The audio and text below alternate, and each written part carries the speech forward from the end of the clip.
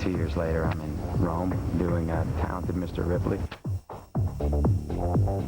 And as you can see, it's pretty incredible here. And my life has pretty much changed about as much as life can change.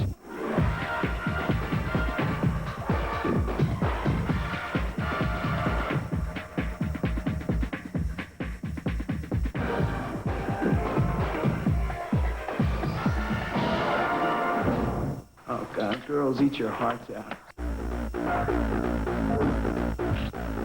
1998 has been the year of Matt Damon, a once anonymous young actor who's now a household name. I'm Will. My name is Rudy Bader. Ryan. I don't know anything about Ryan. I don't care. While it was Damon's skills as an actor that have landed him some plum roles, his career is a tribute to the do-it-yourself ethic. There were years when he swam in the shallow end of the Hollywood talent pool until he and buddy Ben Affleck wrote and eventually starred in Good Will Hunting.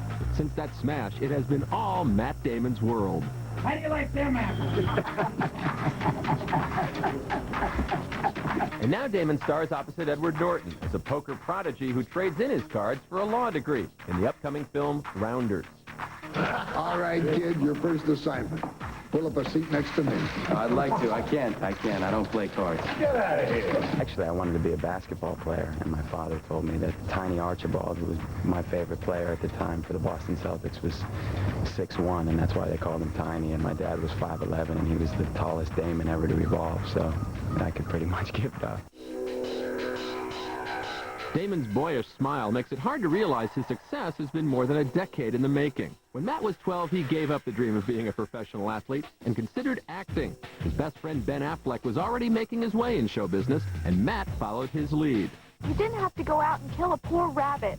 Hey, look, I didn't know you were going to get all that. All I knew was that we needed food real bad. I got us some. First film I did was Mystic Pizza, yeah. And that was, Ben and I actually both auditioned for that, and I got it, I think, because Ben was too young and the minor laws wouldn't let him work, you know, the hours that they had to work, so I kind of got the part by default. It was one line.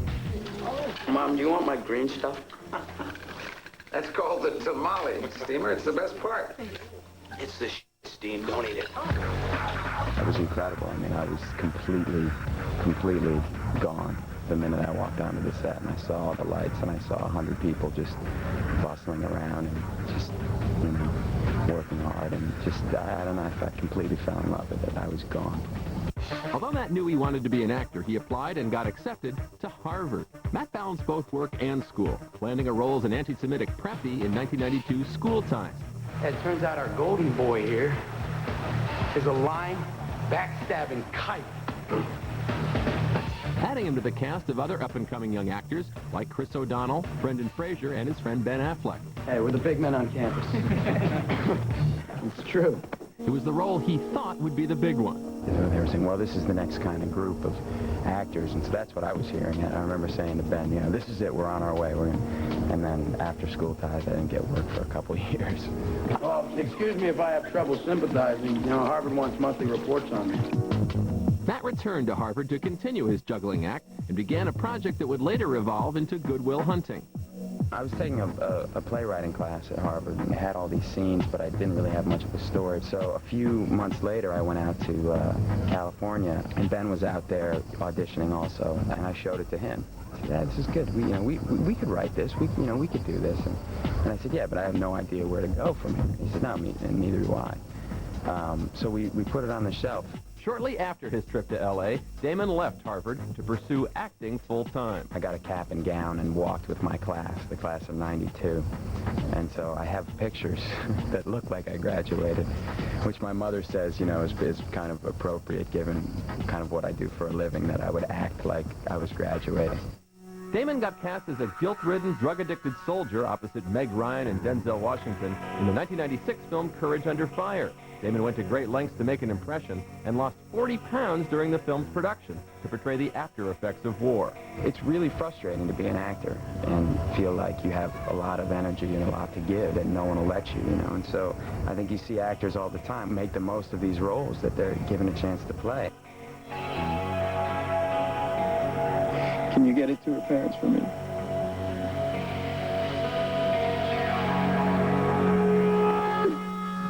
His efforts paid off.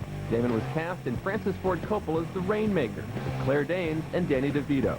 In law school, Rudy, they don't teach you what you need to know. It's all theories and lofty notions and big fat ethics books. What's wrong with ethics? Nothing, I guess. That's when things started to come together all at once.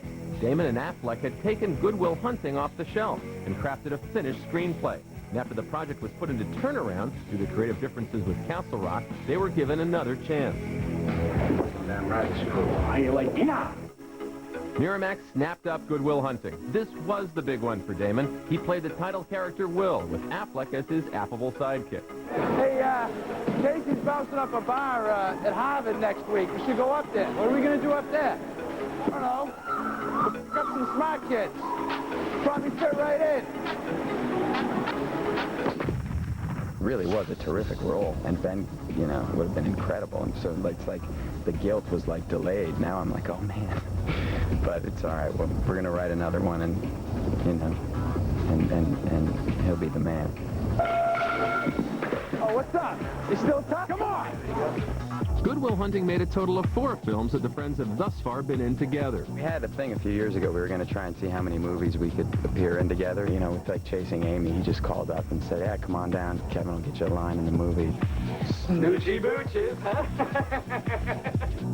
You know, Glory Days, he was the lead in it, and so we just stocked this entire bar scene with friends of ours. Why did that door?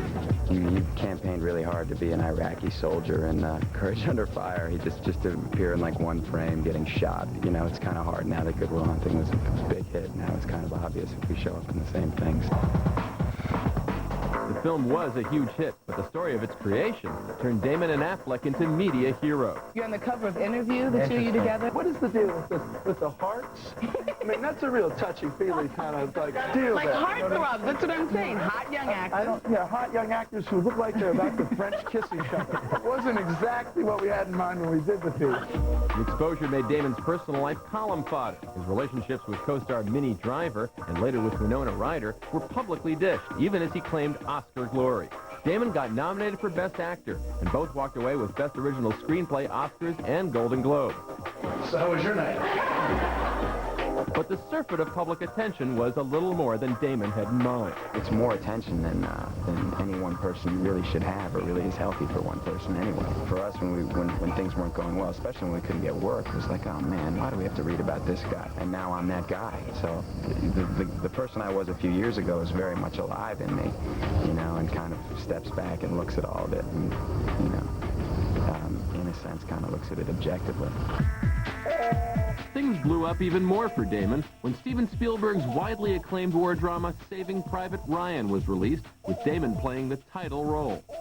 There'll be the inevitable backlash and all that, and you know, this guy sucks, and you know what? But you know, I've already been so lucky that I don't think I could ever really complain and get away with it. Up next, Matt ditches Ben and finds a new co-star and poker partner in Edward Norton. Cigar shop in Brooklyn. All right. Like an easy clean. There's the golf pro game in Riverdale. Yeah. That's good. That's a lot of money in that. That's 6. All right. You Are you you're sure up for man? this? I'm f***ing up for this. You know, that way you just don't regret. You know, you were there, you were in there, and if it doesn't work out, it doesn't work out. But you know, you don't look back with any kind of misgivings about I should have and I could have and I would have. Stop worrying so much about me, okay? I'm turning things around. I'm not going to let anybody drop a garbage can on my head. No, you're going to get out of the way. It's going to land on me. If 1998 was a home run derby for Matt Damon, then 1996 was the year of Edward Norton's triple play. An Ivy Leaguer just like Damon, Norton honed his acting chops in theater productions at Yale and then at New York City's Signature Theater. But unlike Damon, his Rounders co-star hit it big in his first feature film. He stuttered. Yes, I did. Raged. You got to deal with me now, boy. Sang. My baby's not much for sport, like running round tennis courts. Danced. And defended his way through 3 films. Your Honor, we'd like to postpone. Norton first caught the public's attention in his feature film debut, Primal Fear, playing opposite Richard Gere as both altar boy Aaron. Bishop Rushman was laying on the floor. Yeah, there was blood all over everything. And his evil counterpart, accused murderer Roy Stampler. For further questions, Your Honor. Where the hell do you think you're going? Excuse me? Hey, you look at me when I'm talking to you, you bitch. Mr. Stampler! You lady, come here. With no feature film experience behind him, Norton was thrust into the big time immediately. Did I go to the roof of a hotel and, scream my lungs out and drink a bottle of champagne? Yes. Did I feel like I was out of my league? Not at all. Been acting a long, long time, and I was excited to do it because I felt like I could eat it up. Are you all right? No, my hand hurts. Let me just look. Hey, you know what I can do with this thing? Well, how the should I know? Critics and audiences were awestruck at his ability to play two such different roles convincingly. He earned an Oscar nomination and a Golden Globe Award for Best Supporting Actor. It's hard for me to believe they're putting me on a list with those other actors. He was grateful for the honors, but seemed happier that his work was reaching a large audience. When people start to appreciate your work, that's gratifying. Any actor who goes out and sort of says, I don't care, I don't care about people's reaction or if they liked it or whatever, that's a pose, and it's a thin pose. I mean, there's no other reason to do the whole thing. You're trying to give people something. You're trying to give them a reaction. Less a traditional leading man than a versatile character actor, Norton contrasted his serious role in Primal Fear with Woody Allen's comedy Everyone Says I Love You. He co-starred as Drew Barrymore's head-over-heels love interest. But along with the rest of the cast, Norton was in for a bit of a surprise when he hit the set. Just you, just me.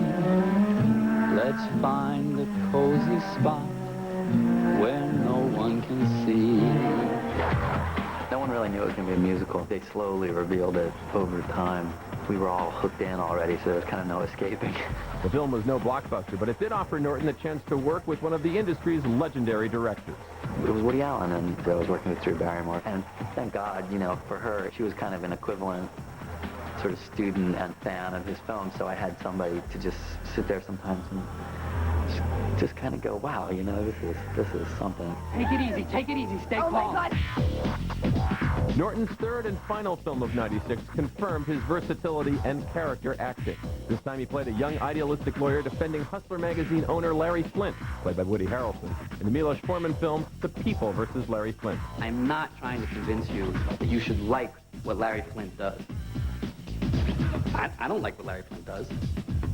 But what I do like is that I live in a country where you and I can make that decision for ourselves. As rumors flew that Norton and co-star Courtney Love had become romantically involved while making the movie, First Amendment champions hailed the film, while others objected to its lionization of the egregious Flint. There was a lot of really, really misguided and kind of intellectually unsophisticated, unimpressive response to that from people who I thought really should have been much more on the ball in terms of seeing why that was a film to sort of applaud. Clearly not one to shy away from rugged subject matter, Norton has a role in the upcoming American History X as a neo-Nazi skinhead gang leader who reforms himself while trying to do the same for his younger brother, played by Edward Furlong. It's a very provocative movie. It speaks to a very, very specific American social phenomenon of race hate and sort of bigotry as a really tragic outgrowth of sort of just social frustrations. But first, Norton plays Worm in Rounders, a poker hustler whose best friend, played by Matt Damon, is trying to give up the cards to get a law degree. This is what I love about you, okay? You think about the big picture. That's great, okay? But it's not me.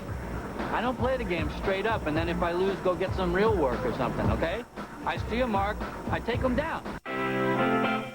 He's Bugs Bunny dressed as Keith Richards, and he's kind of the rock star of the poker world, and he's having a ball. He was exactly what the movie needed too, because my characters are very, very much the straight man, and we really needed that kind of realistic but colorful dynamic. He's pretty much just chasing his own impulses, and anyone who wants to come along for the ride can come, and anyone who doesn't can, get out of his way. Up next, Edward drags Matt back into the world of poker. I don't like running solo. It's like I used to have a running partner, you know what I'm saying? If we f***ed up back then and got caught, the worst thing that was going to happen was we would maybe catch a beating. We were going to get expelled. But, man, you're fixing to go down hard. It almost seems like you want to. Damon's Mike McDermott has traded in his deck of cards for a stack of law books and a steady relationship. I'm really late. Come on, I'll be really quick. You won't feel a thing. Edward Norton's Worm, meanwhile, begins the film behind bars, but he's sprung before long and is more than ready to use his motor-mouth charm and pitiless nerve to make big money playing poker. Now, some people might look down on Worm's mechanics, call it immoral. But as Canada Bill Jones said, it's immoral to let a sucker keep his money. He just does not have a lot of fear of consequence.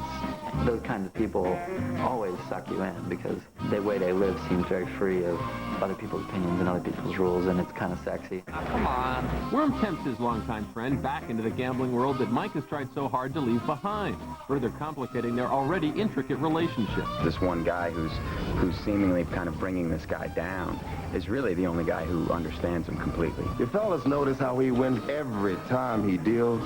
Hold on there a second. Whoa! The guy's a cheat. Right now, he's ruining your reputation. He knows what the guy should be doing. So it's kind of an interesting little dynamic. What do you got on you? Got like 350.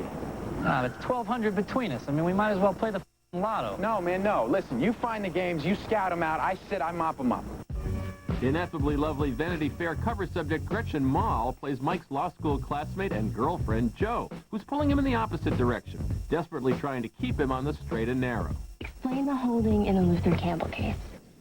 That look might induce me to give you a passing grade, but unfortunately, I'm not the one grading the exams. Going into law, you have to be somewhat of a risk taker and somewhat of a performer, and I think all those skills are things that she admires about him that he has. I watched you. I stood by you while you lost everything before, and I don't think I can go through that. I wasn't with you going to again. lose. Why does this still seem like gambling to you?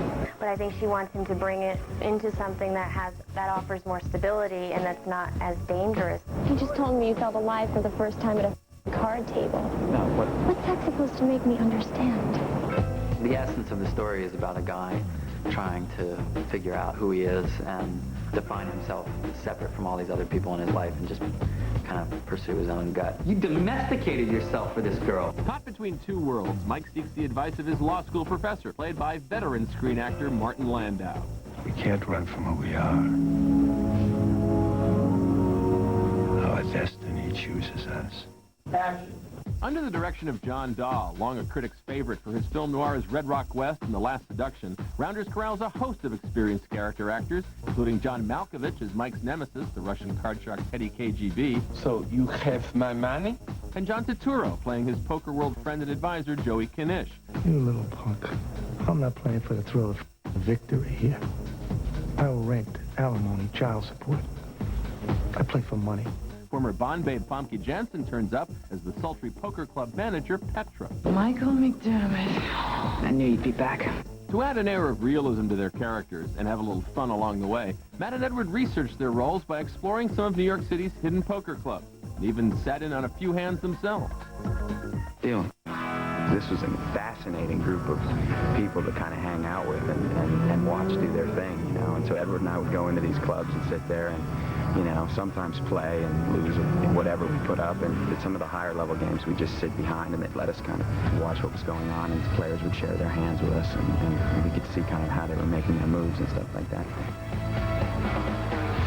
One of the streets that one of the clubs that I went to a lot is on. I know that I walked past this door many, many, many times. I've gone right down that block and never had any idea that this club was in this little building. The minute you sit down at the table, nothing's real. They just want your money. And these guys would tell me that. They'd say, look, I don't care about your movie. I don't care what you're doing or you're, you know, actor guy. I want your money. You sit down. You can sit and play with them, and they'll know exactly what you have. I mean, you might as well just turn your hand up. They can tell you every hand what you have just by how you are at the table. And it's terrifying. You were looking for that third three, but you forgot that Professor Green folded it on 4th Street, and now you're representing it. You have it. The DA made his 2 pair, but he knows they're no good here. And Mr. Eisen is just futilely hoping that his queens are going to stand up. Well, kiss my ass. Kiss my ass. Matt and Edward's research paid off when they were invited to attend the annual World Series of Poker in Las Vegas. PR stunt or not, this was truly the big time. That was incredible. And I got to sit, you know, 2 seats away from Doyle Brunson. You know, he's a 2-time world champion, and I was just sitting talking to him. I mean, it was thrilling on a certain level, but it also makes you realize how far you have to go. I got a hand that I had to go all in on. I mean, I had 2 kings in the hole. Come on, baby. There was just the infinitesimal chance that somebody would have 2 aces, and sure enough, Doyle Brunson had 2 aces, and so it was like I lost. It'd be like, you know, having Michael Jordan sink the winning shot kind of right on you, just the way you'd want him to do it. I didn't even play poker before, so as far as I was concerned, I got pretty far. I was pleased I lasted that long. It was all about how we lost, and we both lost in very respectable ways, and so we were happy about it. For Damon and Norton, their luck with poker may have run out in Las Vegas, but the lessons they've learned may apply to their acting careers. There's a reason that the same guys make it to the final table. Yeah, there's luck, but more often than not, it's a complete skill game.